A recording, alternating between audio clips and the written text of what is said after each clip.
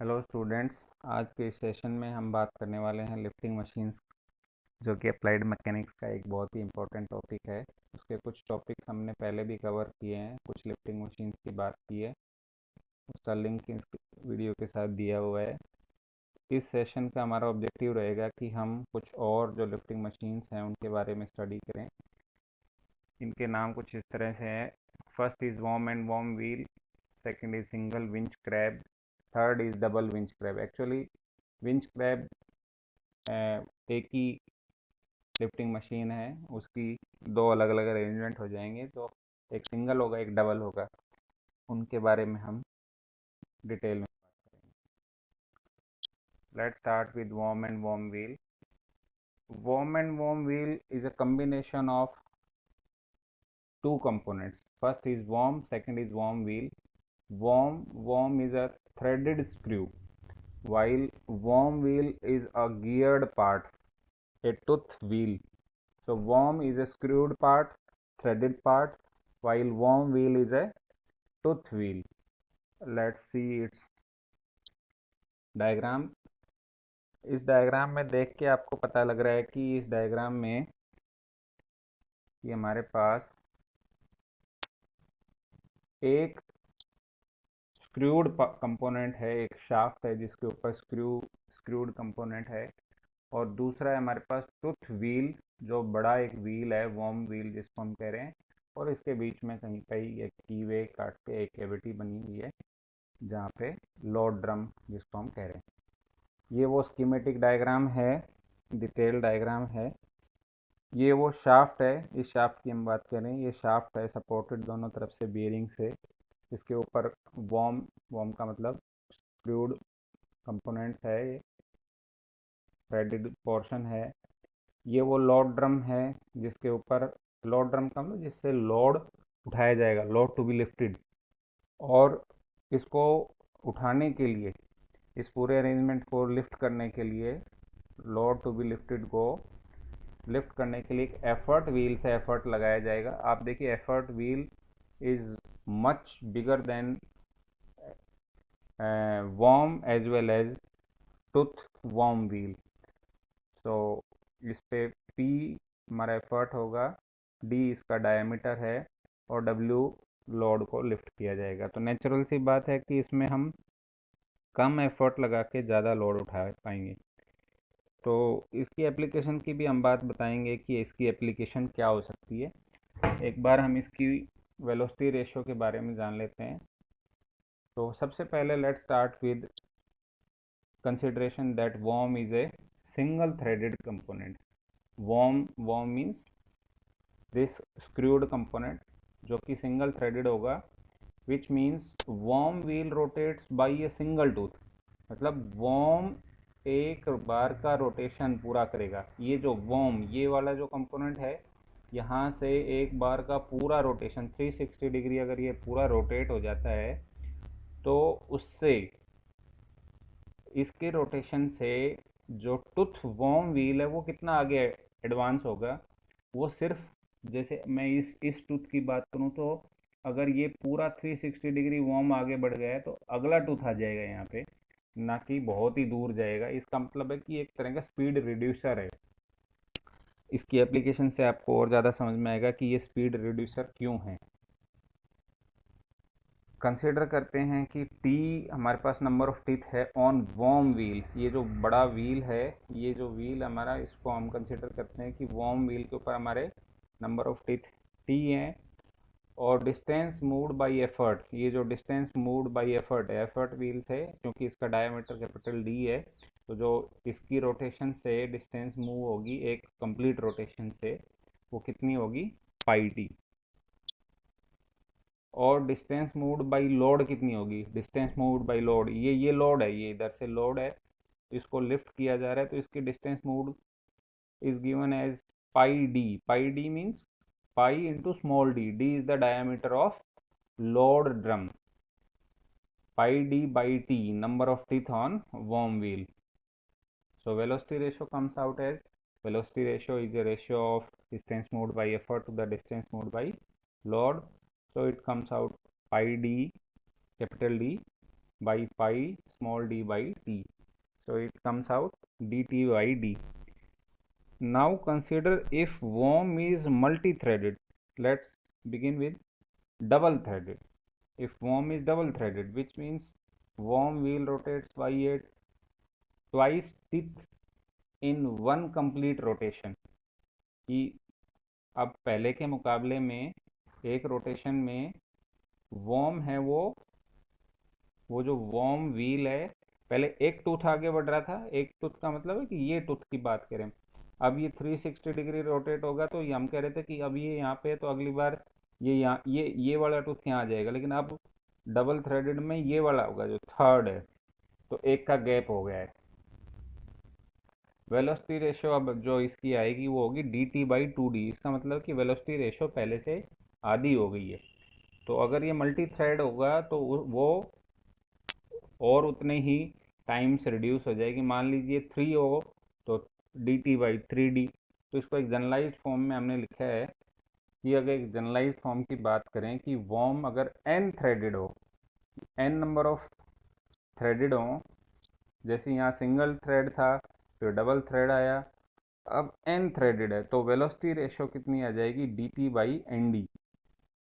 तो वो N time हमेशा उससे पहले वाली से सिंगल से फिर डबल हुआ फिर ट्रिपल हुआ, अब एन पे आ गए तो D T by N D होगी कि वो 1/n टाइम रिड्यूस हो गई है। तो ये एक तरह का वॉर्म व्हील, अब वो एक स्पीड रिड्यूसर लिफ्टिंग व्हील है। ये बहुत अजीब बात है कि हम इसको अब किस पर्पज़ के लिए यूज़ कर रहे हैं, स्पीड रिड्यूसर। अब आप समझिए कि कौन सी ऐसी एप्लीकेशन होगी जहाँ पे हम स्पीड को रिड्यूस करना चाह रहे हैं। कुछ हमारी अभी देखते हैं इसकी एप्लीकेशंस में।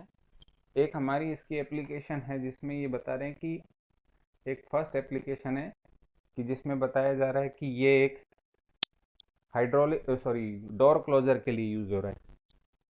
शॉपिंग मॉल में, डोमेस्टिक एप्लीकेशंस में, इंडस्ट्रीज़ में कुछ डोर्स ऐसे हैं कि खोल तो दिया उसको, एक जल्दी से झटके से खोल दिया है, लेकिन वो वापस ऐसे ना आए, वापस वो स्लोली स्लोली आए।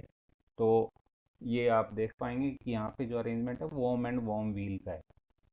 इसी तरह कुछ म्यूजिकल इंस्ट्रूमेंट्स जिसमें म्यूजिक की अलग अलग नोट्स कि वो नोट्स दे दिए लेकिन वो वापस आ रहा है, तो वो जो बीट है वो वापस धीरे धीरे धीरे धीरे आके वो वापस ख़त्म हो।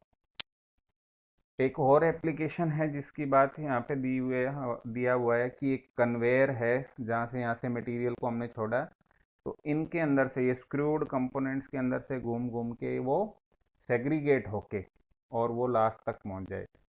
एक एप्लीकेशन है जिसके अंदर स्टेयरिंग जो हमारा गाड़ियों का जो स्टेयरिंग है, ऑटोमोबाइल का स्टेयरिंग है, उसमें भी ये यूज़ होता है एज ए स्पीड रिड्यूसर कि वो हमने उसको स्टेयरिंग को जल्दी से मोड़ तो दिया लेकिन वो वापस धीरे धीरे आ रहा है। एक न्यूमेरिकल से इसकी और हम कोशिश कर रहे हैं कि समझने की कि इसकी क्या एप्लीकेशन हो सकती है, किस तरह से ये वर्क करता है। एक वॉर्म एंड वॉर्म व्हील का एग्जांपल दिया है कि जिसमें उसका load diameter of load drum is 250 mm, effort wheel का diameter 550 mm, load to be lifted is 400 newton, और जो एफर्ट लगाए हम, the effort applied is only 250 newton. Find the efficiency of machine, क्या मशीन की एफिशिएंसी को find out करें। Number of teeth on worm wheel is 60 and worm is double threaded. ये बड़ा ज़रूरी है कि समझना, जब कुछ भी नहीं दिया हो तो उसको सिंगल थ्रेडेड मान लेना है, लेकिन अगर किसी न्यूमेरिकल में किसी एप्लीकेशन में हमें ये पता लग जाता है कि वो कितने थ्रेड का है, तो उसके बाद हमने उनके नंबर ऑफ थ्रेड्स को कंसिडर ज़रूर करना है। इसका सॉल्यूशन में हमने सबसे पहले इसके गिवन जो पैरामीटर्स हैं वो लिखे हैं, और सबसे पहले हमने इसकी वेलोसिटी रेशियो को फाइंड आउट किया कि इसकी वेलोसिटी रेशियो कितनी आएगी। वो होगी T D by two D. T का मतलब नंबर ऑफ टीथ, तो जो वेलोसिटी रेशियो हमारी फाइंड आउट हुई वो हुई 66। इसी तरह मैकेनिकल एडवांटेज जो कि load lifted to the effort applied की रेशियो है, पहले से चली आ रही है, बड़ा बेसिक्स है कि 4000 बाई 250, वो हमारा 16 आ गया। एफिशिएंसी जो हमारी आई वो MA/VR 16/66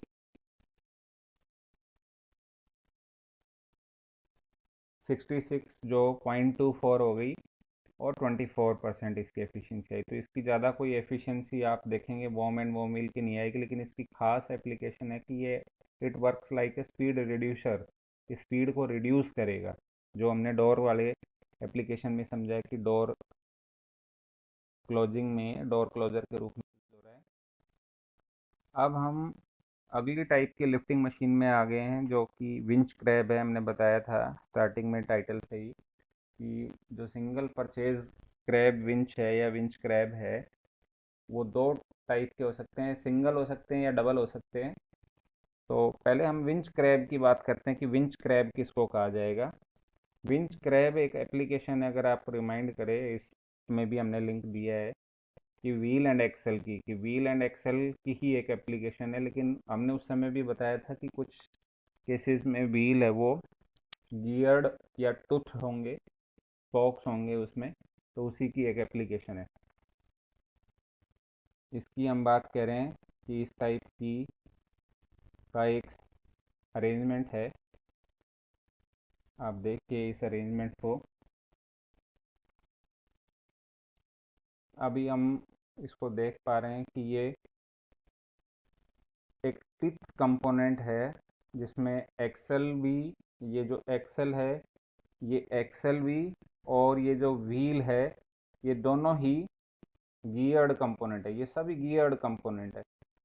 पहले एक छोटा गियर है, फिर एक बड़ा गियर है, और फिर सबसे बड़ा गियर है। तो ये स्टेप्स में काम करता है, कि जैसे स्टेप्स होते हैं कि गियर, जो ऑटोमोबाइल के गियर हैं वो भी इसी तरह के होते हैं। ये हैंड ऑपरेटेड का एक एग्जांपल है, लेकिन आजकल मोटराइज भी होते हैं।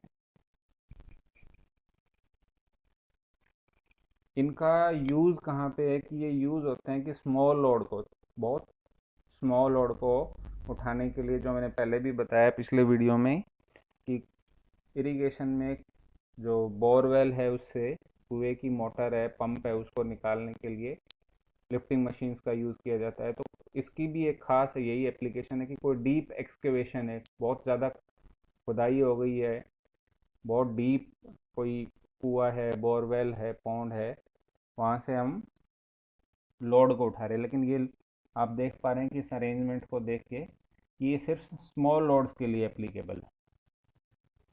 एक बड़ी ख़ास बात जो इसमें नोट करने की, अभी आप इसमें देखिए कि इसमें जो गियर्स यूज़ होंगे वो स्पर गियर्स होंगे। ये काफ़ी बार कंफ्यूजन हो जाता है कि स्पर, पहले तो स्पर गियर्स क्या होते हैं। गियर्स की बहुत सारी टाइप्स होती है, कि गियर्स हैं वो, गियर गियर एक ऐसा कंपोनेंट है जो एक शाफ्ट की आउटर पेरिफेरी या इनर पेरिफेरी, इनर गियर भी हो सकते हैं। लेकिन वो जो गियर होंगे, वो जो कट किए जाएंगे, वो किस टाइप से कट होंगे। जैसे इसकी कटिंग आप देखें, बड़ी स्ट्रेट कटिंग है।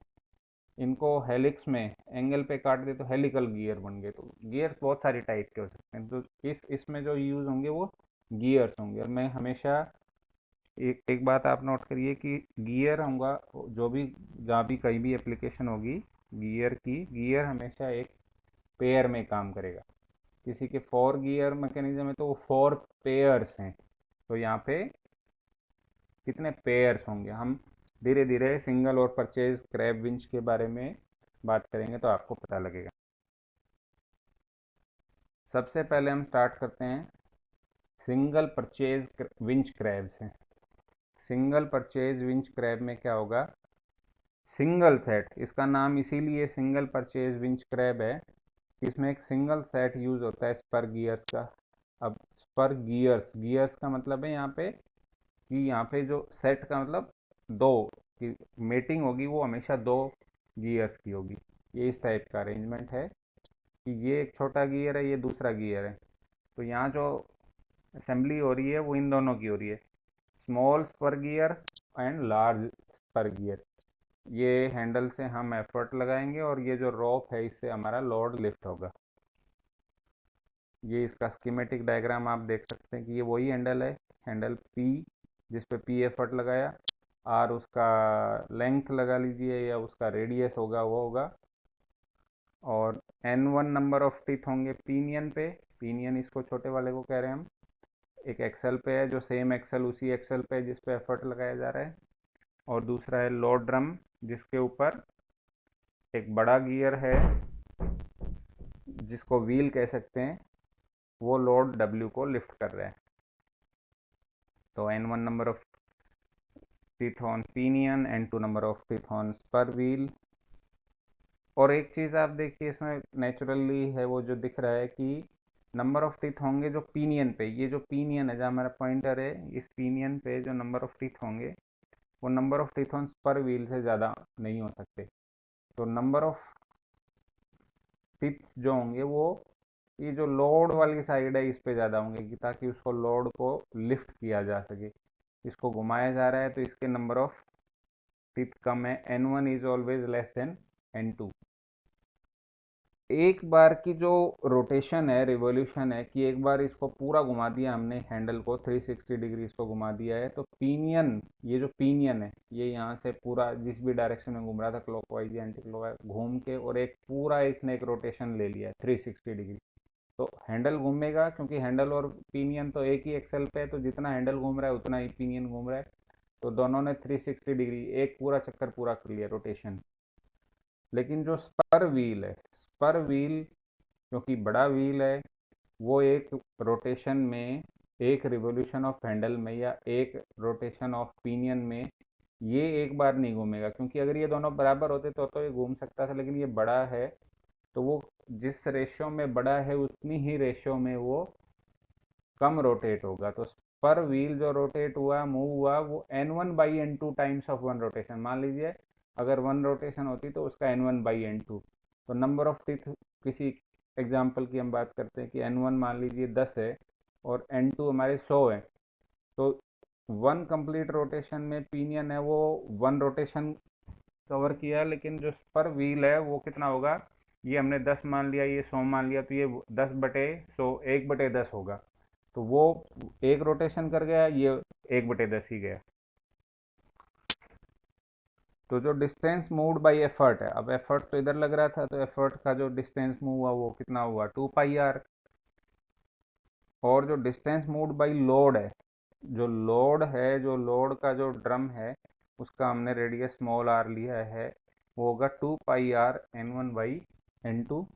और इसी से हमारी वेलोसिटी रेशियो निकल के आ जाएगी, वो r/r n1/n2। एक न्यूमेरिकल से इसको समझने की कोशिश करते हैं कि एक सिंगल परचेज विंच क्रैब में जिसमें number of teeth on pinion is 25 and on spur wheel is 100, radius दोनों के दिए हैं, रेडियाई प्लूरल में, drum and handle 50 mm and 300 mm। Efficiency हमने मशीन की फाइंड आउट करनी है, और साथ में ये भी फाइंड आउट करना है कि उसमें फ्रिक्शन का क्या रोल हुआ, कि अगर एक एफर्ट 20 न्यूटन का लगाएं तो और 300 न्यूटन का हम लोड उठा रहे हैं, तो उसमें फ्रिक्शन का क्या रोल है। तो एक बार हमने गिवन जो हमारे पैरामीटर्स थे n1 n2 r, capital R, p, इन सबको हमने w इनको लिख लिया है। वेलोसिटी रेशो जो हमारा फार्मूला है उससे आई है 24। इसी तरह हमारे मैकेनिकल एडवांटेज एज यूजुअल जैसे हम निकालते हैं W/P 15। और जो एफिशिएंसी आई है वो बहुत ही बढ़िया आई है, आप देखिए पहले वाले से यहाँ पे 62.5 एफिशिएंसी आई है। अब जो बाकी का पोर्शन है यहाँ से जो स्टार्ट होता है कि effect of friction, effect of friction, कि फ्रिक्शन में कितना लोड कम कर दिया। अभी इसको हम समझेंगे। ये आइडियल लोड की बात हो रही है कि P/VR ideal load minus actual load. तो 20 × 24, 20 × 24 माइनस 300, 300 जो लोड लिफ्ट किया, तो 180 न्यूटन का लोड है वो फ्रिक्शन में ख़त्म हो गया। इसका मतलब है कि 20 न्यूटन का जो एफर्ट लगा रहे थे हम इस पे, और फ्रिक्शन ना होता, नहीं होता, तो जो लोड है वो 300 प्लस 180, 480 का हम उठा सकते थे। कि जो हमारा लोड होता, ये जो लोड है ये कब है, जब 20 न्यूटन का एफर्ट लगाया लेकिन फ्रिक्शन है। लेकिन अगर इसमें फ्रिक्शन को ख़त्म कर दें तो इसमें 180 को अगर और ऐड कर दें हम, तो ये जो वैल्यू आएगी वो आ गई हमारे पास 480। ये वैल्यू आ गई हमारे पास 480। इसी तरह अगर हम फ्रिक्शन की वजह से जो हमारा एफर्ट लॉस हुआ है वो निकालें कि वो कितना होगा। कि अभी एफर्ट हम कितना लगा रहे हैं, वो P है, लेकिन हमें लगाना कितना चाहिए था, उसको आइडियल एफर्ट कहा जाएगा, W/VR। वो कितना हो गया 7.5 न्यूटन। इसका मतलब ये है कि ये जो 300, अब ये जो 300 जो हमने लोड लिफ्ट किया है वो 20 न्यूटन से किया, लेकिन वो कितने से करना चाहिए था हमें, जो अभी हमारा निकल के आया वो 7.5 से आना चाहिए था। कि वो 7.5 से, तो दोनों ही केसेस में लॉस हुआ। अगर इसको फर्स्ट वाले केस को समझें कि लोड जो फ्रिक्शन की वजह से लॉस्ट हुआ है वो कितना 180 न्यूटन, मतलब 20 न्यूटन का एफर्ट लगाने से हमें जो लोड लिफ्ट होना चाहिए था वो 480 होना चाहिए था, लेकिन हुआ कितना है वो 300। अब उसको दूसरे रेस्पेक्ट में चेक करते हैं कि एफर्ट से, कि क्या हमने एफर्ट भी लॉस किया है, तो एफर्ट भी हमारा लॉस हुआ है कि P-W/VR कि 20 - 300/24, 7.5 न्यूटन। तो 7.5 न्यूटन का ही हमें एफर्ट लगाना चाहिए था लोड 300 न्यूटन को लिफ्ट करने के लिए। अब इसका दूसरा टाइप है जो है डबल परचेज विंच क्रैब, जिसमें 2 sets of spur gears use होंगे। वहाँ सिंगल सेट था, अब उसकी मॉडिफिकेशन आ गई है कि अब उसमें डबल सेट यूज होंगे। 2 सेट, 2 सेट का मतलब है कि नंबर ऑफ स्पर गियर्स होंगे वो 4 होंगे, मतलब 2 सेट्स होंगे। गियर्स हमेशा सेट में यूज होते हैं। तो अब क्या होगा कि 1 रेवोल्यूशन ऑफ हैंडल, ये वो हैंडल है, पहले के जैसा हैंडल है। अब कितनी एक्सेल्स हो गई है, एक ये एक्सेल हो गई है ए, एक ये एक्सेल हो गई है बी, और तीसरा लोड ड्रम है ई। एक्सेल ए जो कि सीधी एफर्ट व्हील से जुड़ी हुई है, उसने एक कंप्लीट रेवोल्यूशन लिया, रोटेशन लिया, तो एक्सेल ए भी एक रोटेशन आगे बढ़ गया। एक्सेल बी, ये जो एक्सेल बी है वो पहले की तरह N1/N2 टाइम्स कम हुआ, और जो लोड ड्रम है उसने तो उससे भी कम, जो यहाँ पे है वो यहाँ से N1/N2 और यहाँ से N1/N3, इन दोनों का मल्टीप्लिकेशन प्रोडक्ट इसके सामने आया। तो जो डिस्टेंस मूव्ड बाय एफर्ट है वो पहले की तरह 2πr, लेकिन जो डिस्टेंस मूव्ड बाय लोड होगी अब वो कितनी होगी 2πr small r, diameter of load drum, N1/N2 into N3/N4। तो जो हमारी वेलोसिटी रेशियो निकल के आई वो क्या आई, R/R N2/N1 इंटू N4/N3। एक बहुत इम्पोर्टेंट चीज़ है जो यहाँ पे नोटिस करने की, वो ये है कि velocity ratio double winch crab की, परचेज विंच क्रैब की ज़्यादा होगी as compare to single purchase winch crab. तो इसलिए डबल परचेज विंच क्रैब को ज़्यादा यूज़ किया जाएगा। तो इस तरह से हमारे सारे पोर्शंस कंप्लीट होते हैं, जिसमें हमने सभी तरह की लिफ्टिंग मशीन्स को स्टडी किया है, उनके साथ साथ न्यूमेरिकल्स को, उनकी प्रैक्टिकल एप्लीकेशंस को, इनको सभी को हमने कंसीडर किया है। इसका भी एक न्यूमेरिकल है डबल परचेज विंच क्रैब का, जिसमें डबल विंच क्रैब दिया हुआ है, जिसमें नंबर ऑफ टिथ हैं दोनों के, स्पर व्हील का दिया हुआ है, लेंथ ऑफ हैंडल है, रेडियस है, इन सबको हमने लिख लिया है। फार्मूले से हमारी वेलोसिटी रेशियो आई है वो 12 आ गई है। मैकेनिकल एडवांटेज आ गया है हमारा।